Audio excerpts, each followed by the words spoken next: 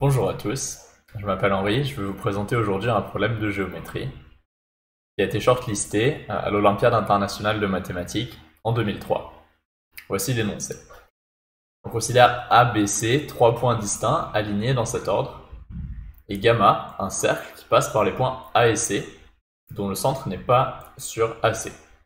Cette condition nous permet de définir P comme l'intersection des tangentes à gamma en A et en C. On choisit ensuite Q, un point d'intersection de la droite PB avec gamma, et l'énoncé nous demande de montrer que l'intersection de la bisectrice de l'angle AQC avec la droite AC est indépendante du choix de gamma. Comme d'habitude, pour un problème de géométrie, je vais vous demander de faire une figure et de chercher par vous-même pendant environ 30 minutes à 1 heure. C'est pas un problème évident, donc je vous donnerai deux indications. Mettez la vidéo en pause si vous voulez chercher.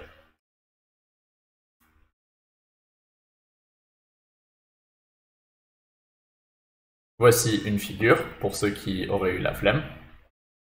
On aimerait montrer que le point D, intersection de la bisectrice en rouge avec la droite AC, est indépendant du choix de gamma.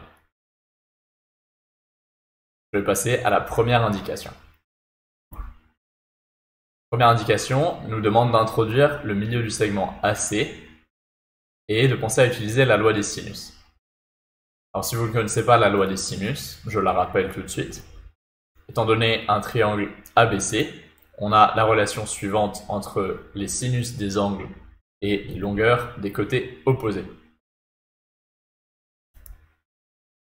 Je vais passer à la deuxième indication. La deuxième indication nous demande de montrer que la droite QP est la symédiane issue de Q dans le triangle AQC. C'est en fait pour ça qu'on vous avait demandé dans l'indication 1 d'introduire le milieu de AC. Si vous avez remarqué ça, bravo, c'est très bien. Sinon, vous ne connaissez probablement pas le concept de symédiane et je vais le rappeler maintenant. Dans un triangle ABC, avec une bisectrice en rouge ici et une médiane issue du même sommet en noir, on définit la symédiane issue de ce sommet comme étant la droite qui correspond à la réflexion de la médiane par rapport à la bisectrice. Ici, la droite en pointillé. On a donc tous les outils qu'il faut pour passer à la résolution de l'exercice. Je rappelle la figure. Donc on rappelle que ce point D en orange est censé être stable quand on change le cercle gamma. Et on se souvient qu'on aimerait bien montrer que QP est la symédiane issue de Q du triangle AQC. Donc si ça c'est vrai, quand on la réfléchit par rapport à la bisectrice en rouge, on devrait intersecter AC en son milieu. Donc on va faire exactement ça, on va réfléchir la droite QP par rapport à la bisectrice en rouge, définir le point d'intersection M', on aimerait montrer que M' est effectivement le milieu du segment AC. Comment on va faire ça? On va regarder le ratio AM' sur CM' et utiliser la loi des sinus. Donc en haut de la fraction, on l'utilise dans le triangle en bleu.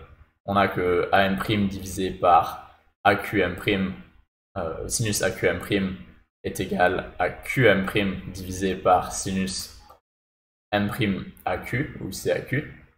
Et de même, on a une relation similaire dans le triangle vert. L'avantage, c'est que ces deux triangles ont un côté en commun.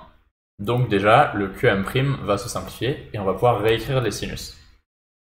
La deuxième étape va être de réécrire tous ces angles-là pour se retrouver dans une paire de triangles qui nous intéresse plus, où on pourra encore une fois exploiter des ratios de longueur grâce à la loi des sinus. Donc ici, ce qu'on a fait, c'est qu'on a gardé les angles AQM' et CQM', et on a remplacé l'angle en vert, donc CAQ, par l'angle PCQ. Alors pourquoi on peut faire ça? Parce que grâce au théorème de l'angle inscrit, les deux angles en vert sur la figure sont égaux. Et le sinus de deux angles qui sont supplémentaires, donc dont la somme fait 180 degrés, est égal. Donc ça nous permet de remplacer CAQ par PCQ, et de même en bleu de l'autre côté, ACQ par PAQ. Donc ça c'est pas mal. On aimerait maintenant utiliser le fait que M' a été défini par une réflexion.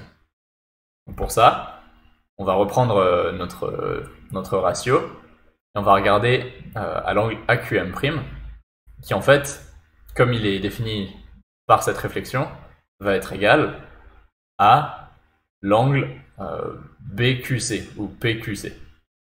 Et de même, en dessous de la fraction, on a ce sinus CQM' qui, par la réflexion, va être égal au sinus de BQA ou PQA.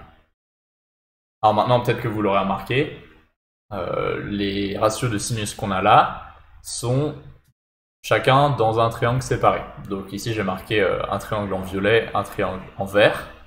Ça nous permet de, encore une fois, utiliser la loi des sinus dans ces triangles. Et on va obtenir que AM' sur CM' est juste égal à PC sur PQ, donc dans le triangle PQC, multiplié par PQ sur PA dans le triangle PAQ. Ça c'est super parce qu'on a PQ dans les deux cas puisque ça a un côté en commun. Et on se retrouve avec PC sur PA qui sont égaux parce que P est l'intersection des tangentes à gamma en A et en C. On a donc prouvé que M' est effectivement le milieu de AC, donc que PQ est la symédiane issue de Q dans le triangle AQC. Bon alors maintenant, ceux qui connaissent déjà des propriétés des symédianes vont peut-être comprendre pourquoi l'exercice est terminé. Sinon, je vous présente la suite de la solution. Alors si on oublie les parties inintéressantes de la figure maintenant, on sait que QB est la symédiane, QD est la bisectrice et QM la médiane. Donc vous connaissez probablement le théorème de la bisectrice, qui d'ailleurs se démontre aussi avec la loi des sinus, qui nous donne une égalité de ratio entre AD sur AQ et CD sur CQ. Donc ici je l'ai écrit comme CQ sur AQ égale CD sur AD. Ça permet de caractériser en quelque sorte la position du point D en fonction des longueurs du côté. Alors on n'a pas tout à fait gagné parce que si A et C sont fixés, Q est un point qui peut varier. Donc pour ça, on va devoir exploiter le pied de la symédiane. En fait, on a un théorème qui est très similaire au théorème de la bisectrice avec la symédiane et qui est comme suit. Donc, pour le démontrer, on va utiliser la loi des sinus dans les triangles AQB, AQM, CQB et CQM. On va obtenir toutes ces relations à gauche. Et je vous laisse vérifier que si on multiplie la première et la troisième et qu'on les divise par la deuxième et la quatrième, on obtient en fait que CQ sur AQ au carré est égal à CB sur AB. Donc on a une caractérisation de la position du pied de la symédiane, de la même manière qu'on avait une caractérisation de la position du pied de la bisectrice.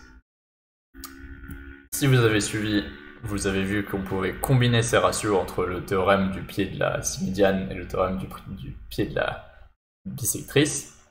Et donc on obtient que CD sur AD au carré est égal à CB sur AB. Et maintenant on est très content parce que C, AB et C ont été fixés au début du problème. Donc ce ratio caractérise exactement la position du point D de manière indépendante au point P, Q et en particulier du cercle gamma. Donc on a prouvé que D était complètement indépendant du cercle gamma et on a résolu l'exercice.